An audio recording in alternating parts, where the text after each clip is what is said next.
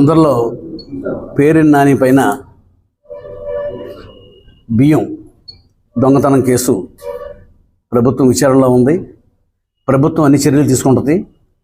దొంగతనం చేసి డబ్బు కట్టేసినంత మాత్రాన దొంగతనం కేసు పోదు.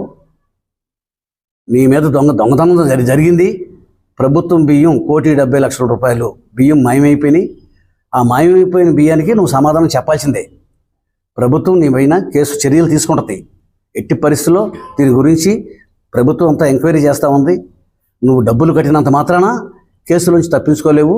తప్పనిసరిగా నీ గోడౌన్లో నీ హయాంలో ఆ బియ్యం మాయమైనవి కాబట్టి, నువ్వు ఎవరికో అమ్ముకున్నావు కాబట్టి, అది నేరం కాబట్టి తప్పనిసరిగా నీ పైన కేసు పెడతారు, నీ పైన చర్య తీసుకుంటారు.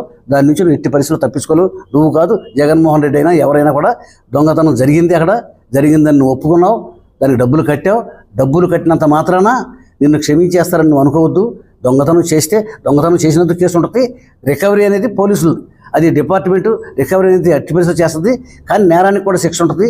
ఈ కేసుల నుంచి నువ్వు తప్పించుకోలేవు. నీ పైన ప్రభుత్వం చర్యలు తీసుకుంటుంది.